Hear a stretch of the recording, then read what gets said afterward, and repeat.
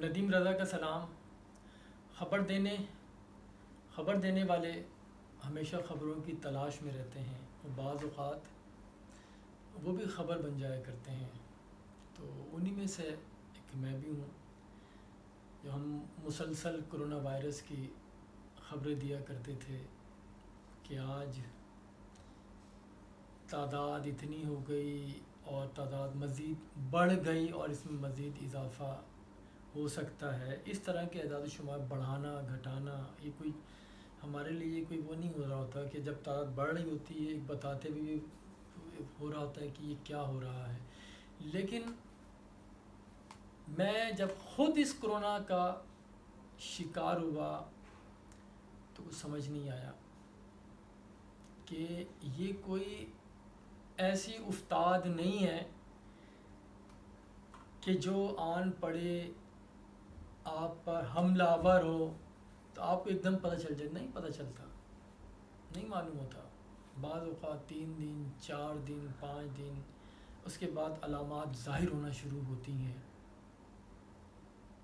ایسا ہی کچھ میرے ساتھ بھی ہوا۔ آج مقصد یہی ہے آپ کے سامنے آنے کا، کافی دن کے بعد کافی گیپ بھی آ گیا تھا کرونا کی وجہ سے، اس سے پہلے بھی کچھ مصروفیات نہیں ہوا تھا، لیکن پھر میں پچھلے 2-3 روز سے سوچ رہا تھا کہ اپنا ایکسپیرینس جو کرونا کے ساتھ رہنے کا ہو رہا ہے اس سے آپ کو آگاہ کیا جائے کہ یہ کوئی ایک کرونا وائرس ایک متھ نہیں ہے، ایک کہانی نہیں ہے، افسانہ نہیں ہے، یہ ناول نہیں ہے کہ جس ایک لفظ کے اوپر پورا 500 صفحات پر مبنی ایک ناول لکھ دیا جائے۔ نہیں، یہ حقیقت ہے۔ یہ ہاں، یہ ضرور ایک پوری اتنی ہی لفظوں کی ایک کہانی بنا دیتا ہے، جب حقیقت میں یہ کسی پر غالب آ جاتا ہے اس کے بعد پھر نہ ختم ہونے والی کہانی شروع ہو جاتی ہے۔ تو بہتر یہی ہے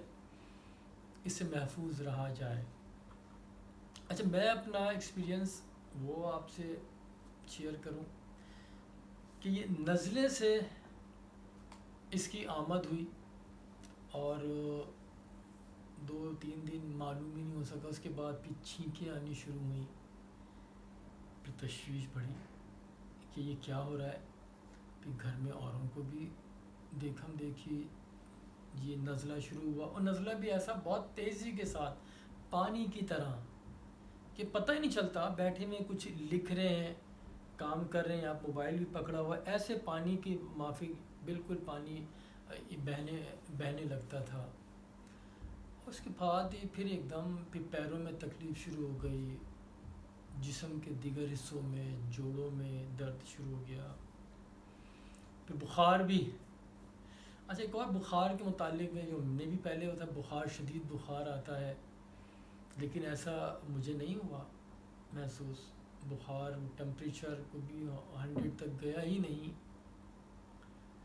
نیچے ہی وہ رہا ہے ٹمپریچر، وہ آیا نہیں 93 94 اس طرح کا ٹمپریچر رہا ہے۔ تو اس سے مجھے وہ احساس ہوا، اور یہ میں نے اس پہ بھی غور کیا کہ ہم کہیں بھی جاتے ہیں، خصوصاً بینکس میں جاتے ہیں تو مالز میں بڑے بڑے جاتے ہیں، وہاں پہ تھرمل گن کے ساتھ وہ چیک کیا جا رہا ہوتا ہے ٹمپریچر، تو اس میں تو ٹیمپریچر آتا ہی نہیں ہے، جیسے مجھے ٹیمپریچر تھا ہی نہیں۔ میں بھی کہیں جاؤں تو کوئی نہیں بولے گا کرونا مجھے ہوا ہے۔ وہ تو اس کے ساتھ ساتھ جو علامات آپ کے جسم کے اندر جو ہو رہی ہوتی ہیں، جو تبدیلیاں ہو رہی ہوتی ہیں، کمزوری آپ کو محسوس ہو رہی ہوتی ہے، ضعف کا شکار آپ ہو جاتے ہیں سارا، تو وہ چیزیں تو وہ تھرمل گن نہیں بتائے گی۔ تو اس کا بھی ہمیں کچھ دیکھنا چاہیے، یا تو سسٹم اس طرح ہونا چاہیے کہ لوگ فوری طور پہ پتہ چل سکے، ڈائگنوز ہو سکے، اسی بنیاد پہ لوگوں کو علیحدہ کیا جا سکتا ہے۔ تو یہاں سے سلسلہ چلتے چلتے پھر گھر میں تمام افراد کو دیکھا کہ سبھی اس طرح سے، جب ٹیسٹ کرانے گئے تو جہاں ٹیسٹ کرانے کے لیب تو انہوں نے بھی بولا کہ تو آپ کو نزلہ ہے۔ مجھے نہیں لگتا کہ علامات انہوں نے پوچھی ساری، تو میں نے کہا نہیں، اس طرح تو کوئی ٹیمپریچر نہیں ہے، نہ بچوں میں اس طرح کا ٹیمپریچر تھا، نہ اس طرح کی کھانسی ہو رہی ہے، کوئی نہیں. شدید جوڑوں میں جو پین ہوتی اس طرح کی نہیں تھی, نارمل پین ضرور تھی لیکن وہ ختم ہو جاتی تھی. تو انہوں نے کہا کہ نہیں بس پھر یہ ایسا ہی ہو سکتا ہے, یہ نہیں ہوگا. لیکن جب بعد میں رپورٹ آتی ہے تو پازیٹیو, تو اس کا معلوم نہیں ہوتا. بہرحال ہمیں خود کو محفوظ رکھنے کے لیے بس یہی کرنا ہے, کیونکہ ہمیں ہمارا سامنا ایسے اندیکھے دشمن سے ہے کہ آپ نہ گارڈز آپ کو بچا سکتے ہیں, نہ آپ کو کوئی دوسری چیز بچا سکتے ہیں, تو وہ آپ اور میں خود اپنے آپ کو بچا سکتے ہیں. ماسک ہر صورت میں. وہ کہ ایک اور اس کے اندر اضافہ کر دوں کہ بڑی احتیاط ہم نے کی. جب یہ کرونا آیا تھا, جب لاک ڈاؤن شروع ہوا, تو فیملی کو میں کراچی سے اسلام آباد لے گیا. 5-6 مہینے وہاں ساتھ ہی ہم رہے. بہت احتیاط کی. گاڑی میں سینیٹائزر, گھر میں سینیٹائزر, آفس میں سینیٹائزر, مستقل ماسک, اور بار بار گاڑی میں بیٹھنا تو سینیٹائز کرنا خود کو, گھر میں جانا تو کپڑے چینج کرنا, اندر جانے سے پہلے فوری طور پہ چینج کرنا, نہا کے اندر جانا گھر میں. اس طرح کا ایک عرصے تک کرتے رہے, لیکن مستقل نہیں. پھر گھر میں کام کرنے والوں کی بھی چھٹی, کوئی گھر میں کام کرنے والوں نے خود ہی, فیملی نے خود ہی کام کرنا سب کچھ, اس طرح کی چیزیں بھی کی. لیکن کچھ نہیں ہوا. جب واپس بھی کراچی آ گئے, فیملی کو یہاں چھوڑا, اس کے بعد پھر کام کرنے والوں کو گھر میں رکھا. 2 مہینے تک کچھ بھی نہیں تھا. جب میں اسلام آباد سے آیا ہوں, کہے گا کچھ دن 1-2 ہفتے یہاں گزار کے واپس جاؤں گا, لیکن میں آیا ہوں تو معلوم نہیں کہاں سے لگ گیا کرونا, اور اس نے پھر پورے گھر کو ہی لپیٹ میں لے لیا. نہیں کہہ سکتے کہ کس سے لگا, کیونکہ بار ہوٹلنگ وہ بھی ختم کی ہوئی تھی, غیر ضروری کہیں بیٹھنا بھی نہیں تھا. لیکن اس کے باوجود وہ اس نے آ لیا, نہ صرف مجھے لیا, بچوں کو بھی, پوری فیملی کو ہی لپیٹ میں لے لیا سارا. تو یہ اس سے محفوظ رہنے میں ہی ہماری سب کی بقا و سلامتی ہے, کیونکہ یہ گھر میں ایک شخص کو ہو یا پوری فیملی کو ہو, سبھی ڈسٹرب ہوتے ہیں. جو آپ سے جڑے ہوئے لوگ ہوتے ہیں سبھی ڈسٹرب ہو جاتے ہیں, کہ بار بار فون آ رہے ہوتے ہیں, لوگ پوچھ رہے ہوتے ہیں کیسی طبیعت ہے. تو ہمیں خود کو محفوظ رکھنے کے لیے مزید احتیاط کرنی پڑے گی. جب دوسری لہر پھر اٹھ چکی ہے, حکومت اپنی طرف سے اعلانات کر رہی ہے, مزید بھی کر رہی ہے, اور آگے آنے والا وقت جو میں دیکھ رہا ہوں مزید سختیوں والا ہو سکتا ہے. کیونکہ آگے تعلیمی اداروں سے متعلق بھی فیصلہ ہونے جا رہا ہے کہ سردیاں آ رہی ہیں, تو اس میں وہی آن لائن سسٹم کو ہمیں رائج کرنا ہوگا. جیسے میں پہلے بھی کہتا رہا ہوں کہ وہ وقت نہیں ہے بچوں کو اسکول بھیجا جائے. میرے بچے گھر میں ہی پڑھ رہے ہیں, گھر میں ہی بچے پڑھ رہے ہیں, ہر کسی کا اسکول گھر ہی بنا ہوا ہے. لیکن ابھی بھی تعلیمی ادارے کھلے ہوئے ہیں, اور ہوپ فلی کہ نیکسٹ ویک جو اجلاس ہونے جا رہا ہے اس میں شاید فیصلہ کر لیا جائے, کیونکہ سردیوں میں شدت کے ساتھ یہ لہر اٹھے گی.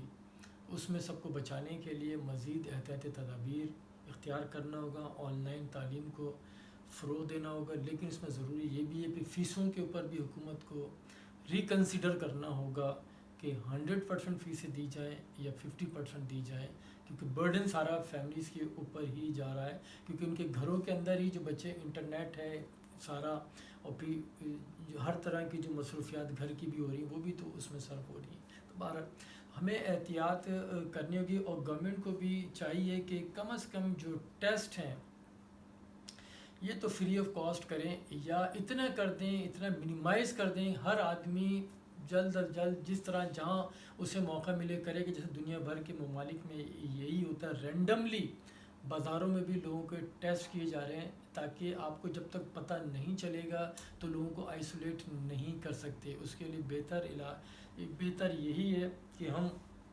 احتیاطی تدابیر تو ہم زیادہ سے زیادہ ہم کر ہی رہے ہیں, لیکن یہ اس طرح بھی ہمیں توجہ دینی پڑے گی اس میں, کیونکہ جو میڈیسن جو آتی ہے اس کا بھی خیال کرنا, کہ جب ناگہانی یا جو آفات آتی ہیں اس میں ریاست کی ذمہ داری ہوا کرتی ہے کہ ہر طرح کے وہ افورڈ کرے, وہ خرچہ سارا وہ برداشت کیا کرتی ہے. تو تو ابھی جو اس میں اینٹی بائیوٹک اور جو وٹامنس دی جا رہی گولیاں جن کی قیمتیں کہاں سے کہاں پہنچ گئی ہیں مدینہ کی ریاست میں، ہمیں اس طرف بھی ہمیں توجہ دینے کی ضرورت ہے کہ جس کو کووڈ ہو جاتا ہے، جو افورڈ کر سکتا ہے وہ تو کر لے گا، جو افورڈ نہیں کر سکتا، کیونکہ اس کے اندر آپ کو زیادہ سے زیادہ سوپ پینا ہوتا ہے، ڈرائی فروٹس کھانے ہوتے ہیں، فروٹس ہیں، اور آپ کو ہیلدی ڈائٹ آپ کو لینی پڑتی ہے، تو وہ تو ہر آدمی افورڈ نہیں کر سکتا۔ تو اس جانب بھی توجہ دی جائیں، اور صرف اجلاس کرنے سے کچھ نہیں ہوگا اور اعلانات کرنے سے کچھ حاصل نہیں ہوگا۔ جو ایک عام آدمی ہے جس کو 2 وقت کی روٹی میسر نہیں ہے، وہ 8,000 کا ٹیسٹ کیسے کرائے گا؟ خدا نہ خواستہ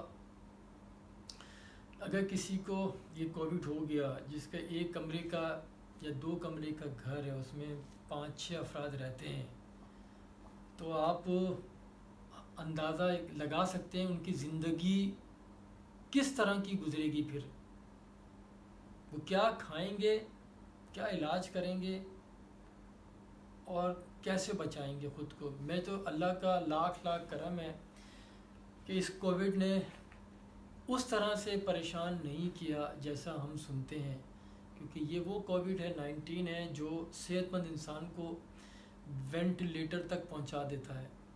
تو خدارا ہماری بھی ذمہ داری ہے کہ ہم احتیاط کریں، اور حکومت کی ذمہ داری ہے کہ وہ ٹیسٹ فری کرے، اور یہ جو میڈیسن اس کی ہے کم سے کم وہ تو انہیں فراہم کرنے دیں۔